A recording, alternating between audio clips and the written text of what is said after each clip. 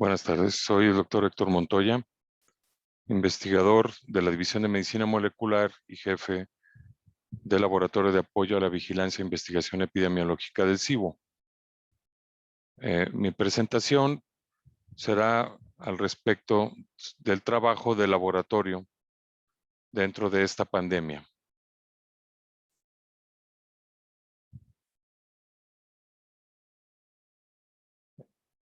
El Laboratorio de Apoyo a la Vigilancia e Investigación Epidemiológica comienza en el 2009 atendiendo a la pandemia de influenza del tipo H1N1. Y a pesar de que se empezó a construir en abril del 2009, cuando se dio la alerta a nivel mundial, le entramos en funciones hasta noviembre. En unos cuantos meses hicimos un total de 38,060 pruebas para poder identificarlas dentro de los derechohabientes y dándole servicio a 8 estados de la República, que corresponderían al noroccidente de México. En lo sucesivo, el laboratorio no ha dejado de trabajar y hemos tenido la posibilidad de ofrecer el servicio para la detección no nomás de influenza, sino que con el paso del tiempo hemos ampliado nuestro marco analítico también a la identificación de la influenza tipo B y la tipificación de su linaje. Y a partir del año pasado, empezamos nosotros también a incorporar otros virus respiratorios dentro del diagnóstico diferencial de la enfermedad respiratoria viral. La pandemia sabemos que inició en el 2019, sin embargo nosotros recibimos la autorización hasta principios de marzo del 2020 para poder hacer la detección por PCR en tiempo real del SARS-CoV-2, que es el agente causal del COVID-19.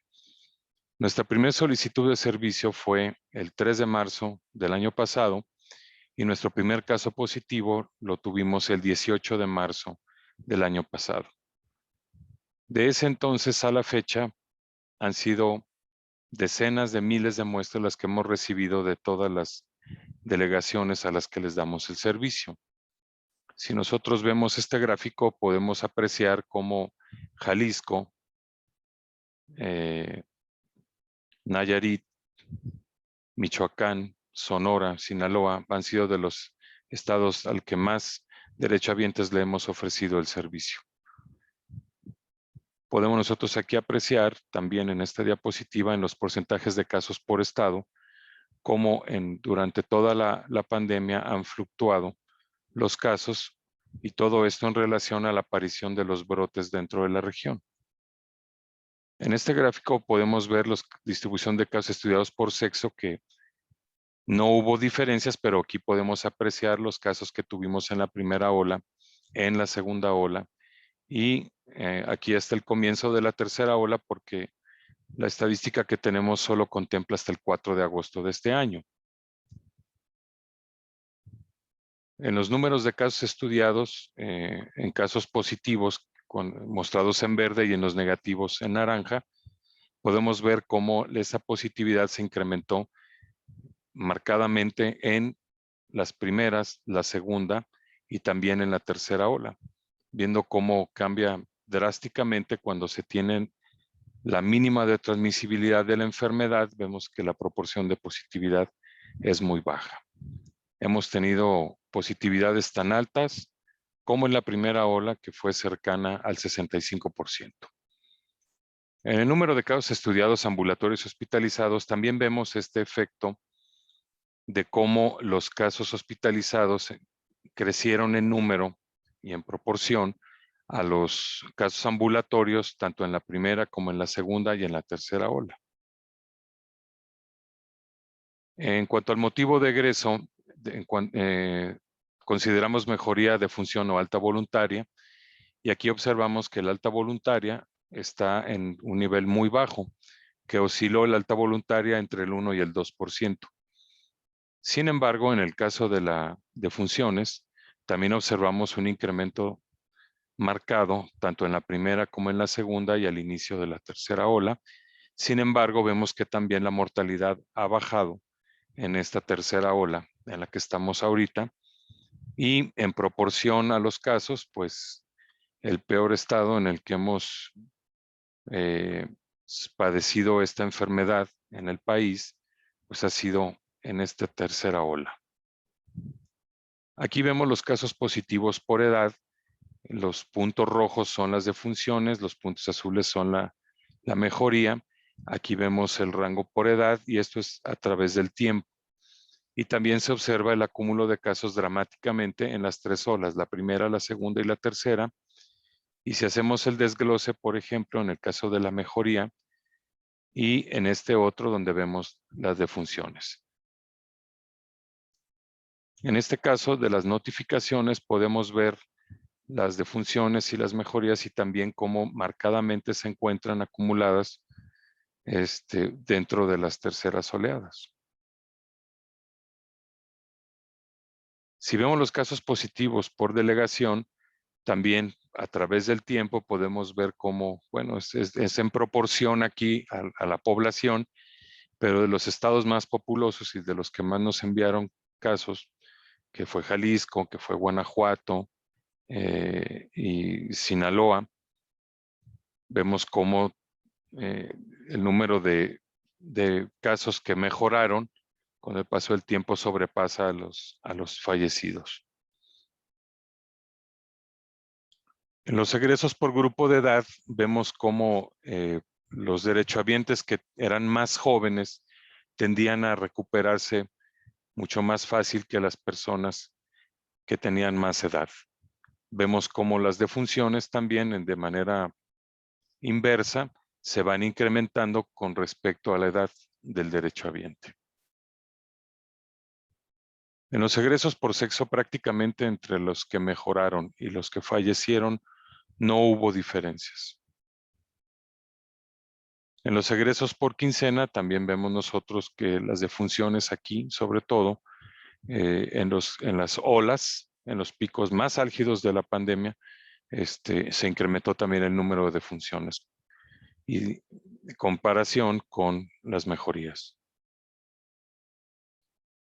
En cuanto a la definición de casos y parte ya de los signos y síntomas al ingreso de los pacientes, no hubo diferencias entre las personas que se dieron de alta por mejoría a las personas que fallecieron por la enfermedad, independiente de si se trataban de enfermedad tipo influenza o de infección respiratoria aguda grave. Tampoco pasó así con estos otros signos y síntomas como la tos, la fiebre, la cefalea, la odinofagia, que tuvieron una distribución muy semejante.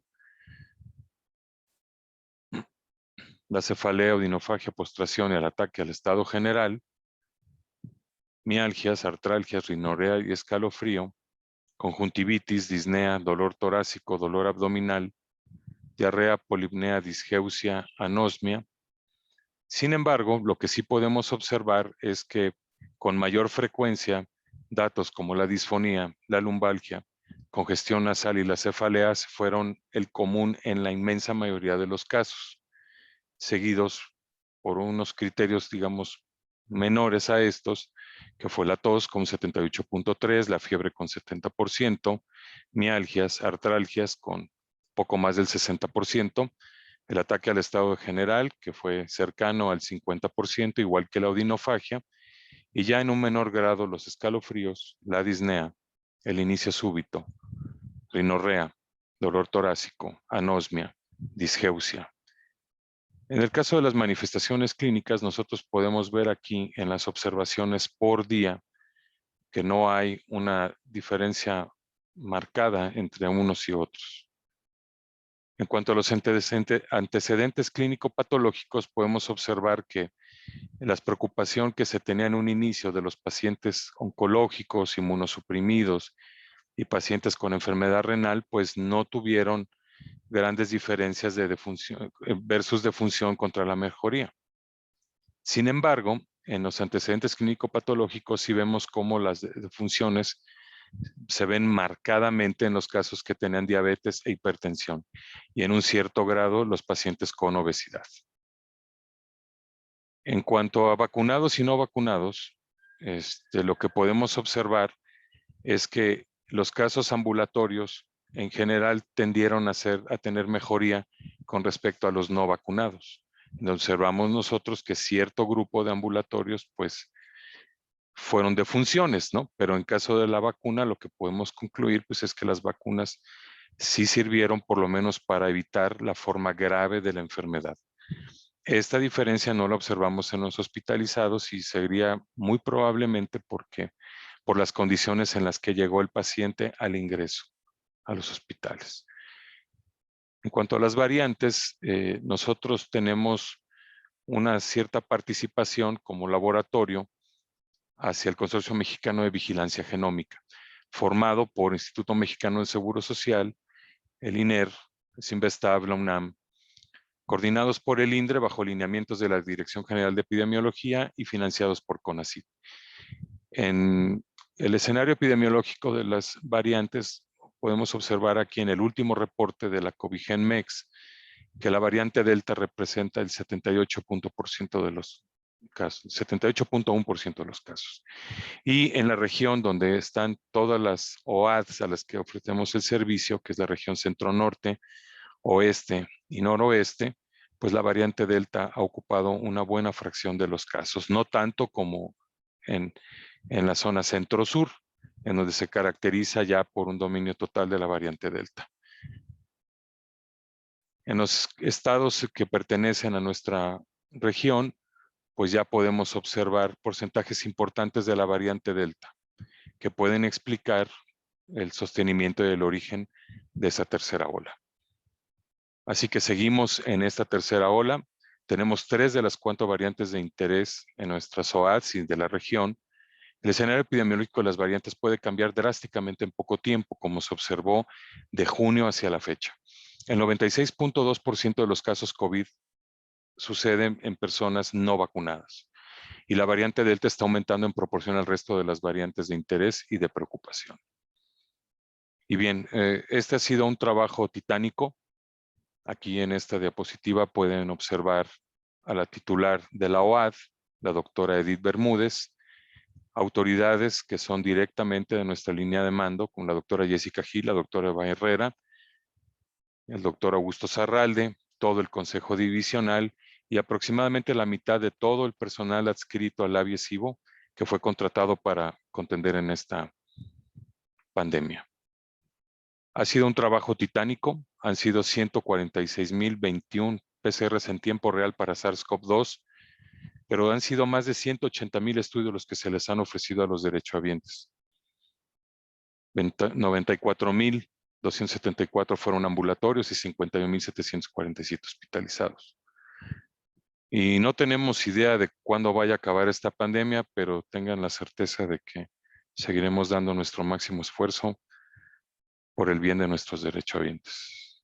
Muchas gracias.